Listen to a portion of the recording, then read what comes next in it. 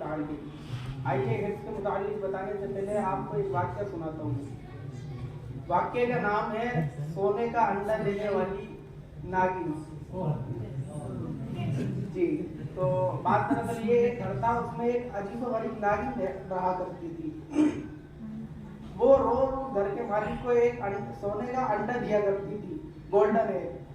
तो रोजाना के मुताबिक वो उसको अंडा देने लगी, तो उसके फैमिली वालों ने कहा इस नागिन को क्यों रख रखा है, ये कुछ नुकसान भी पहुंचा सकती है, आप ऐसा करें इस नागिन को भगा दिए, इसको मार दे। तो उसने घर वालों पर तंगी करते हुए कहा कि खबरदार इस नागिन के बारे में और इस सोने के अंडे के बारे में किसी को न बताना, न घर में न बाहर।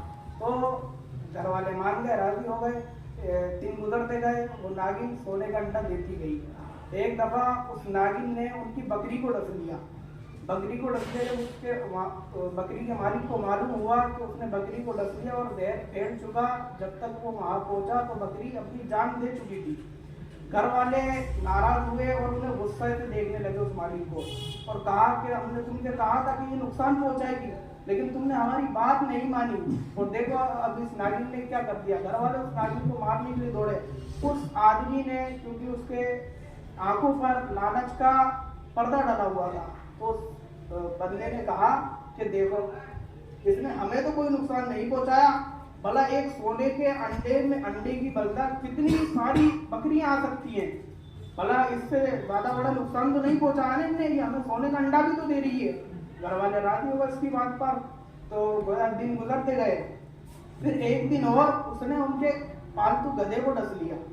घर वाले फिर उसकी तरफ देखने लगे कि हमने तुमसे कहा था इसको मार दो, भगा दो, नहीं तो ये बहुत नुकसान पहुंचाएगी। कहा हमें तो नुकसान नहीं पहुंचाया, किसी आदमी को तो नुकसान नहीं पहुंचाया, भला सोने का अंडा भी तो दे रही है, ये एक सोने के अंडे के बदले हम कितने गधे कितनी बकरियां खरीद सकते हैं।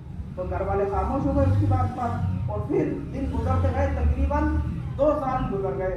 2 साल तक उस नागिन ने फिर किसी को न डसा।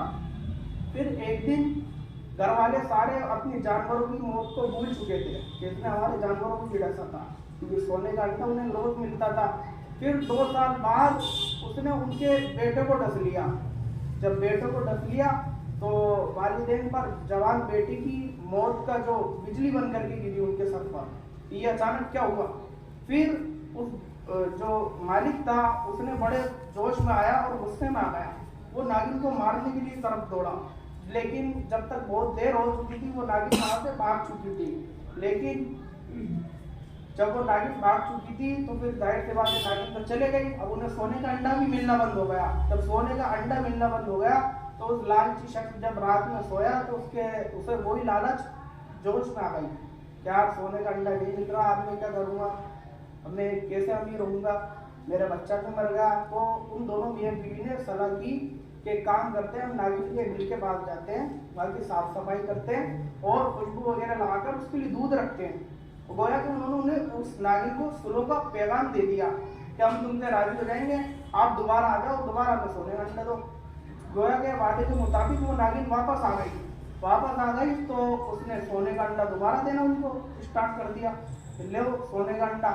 तो सोने का अंडा मिलता रहा, अपने दिन गुजरते गए। एक दिन उस जो है ना नागिन ने उसकी बीवी को भी डस लिया। जब बीवी को डस लिया तो उसको बहुत टेंशन हुई। उनने फिर अपने बाहर वालों को बताया, अपने दोस्तों को, रिश्तेदारों को बताया कि मेरे साथ ऐसा ऐसा मामला है। तो घर वालों ने उसको राय दी, तो तुमने बहुत बेवकूफी वाली बात की, अरे तुम्हें उस नागिन को शुरू में ही मार देना चाहिए था, लेकिन अब तो बहुत देर हो गई है, लेकिन अभी भी वक्त बाकी है, तुम अभी जिंदा हो, कहीं वो तुम्हें भी मार दो, उसके पहले तुम उस नागिन को जाकर मार दो। गोया वो जो उस नागिन को मारने के लिए उसके बिल के पास गया तो उसको वहां पर सोने का अंडा नहीं मिला, बल्कि एक उससे भी ज्यादा कीमती मोती मिला। जब उसको कीमती मोती मिला तो उसकी आंखों पर लालच की पट्टी बंधी हुई थी, तो उसने उस मोती को सोचकर उठाकर वो कहने लगा, हो सकता है कि इसका इरादा बदल गया हो, जैसे इनने वक्त के साथ अपना जो देने का जो निजाम था उसको चेंज कर दिया है, हो सकता है इसका जहर भी खत्म हो गया हो, अब ये सोने के अंडे के बजाय मोती दे रही है कीमती, हो सकता है इसका जहर खत्म हो गया हो, अब मुझे उससे कुछ खतरा नहीं है। तो उसने उस नागिन को नहीं मारा, और बल्कि जो सोने के अंडे थे और कीमती मोती थे उनको एक बर्तन में जमा करके रात को अपने सराने में रख के सो गया। जब सोया तो रात को वो नागिन आई और उसको भी डस लिया। जो उसने चीख करके शोर मचाया जब तक के महल्ले वाले इकट्ठे हुए, और उन महल्ले वाले जब उसके पास आए तो वो आदमी कहने लगा, हाय अफसोस मैंने आपकी बात नहीं मानी, लेकिन अब मेरा आखिरी लम्हा है, अब मैं क्या कर सकता हूँ। गोया कि वो आदमी भी इंतकाल कर गया।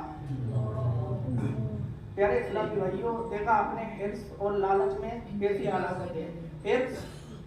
हिर्स में हलाकत है। एक दफा का वाक्या है, जन्नती सहाबी हजरत सैयदुना अबू दर ग़िफ़ारी रहमतुल्लाह ताला अलैह नसीहत फरमा रहे थे। तो उन्होंने नसीहत फरमाते हुए बुलंद आवाज से कहा, और कहा कि लोगों हिर्स मत करो कि इसमें तुम्हारे लिए हलाकत है।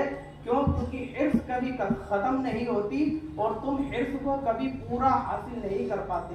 हिर्स एक ऐसी चीज है जो दूध पीता बच्चा हो या नौजवान हो, 100 साल बूढ़ा हो या औरत हो, अफसर हो या मजदूर हो, गरीब हो या अमीर हो, ये सब में पाई जाती है।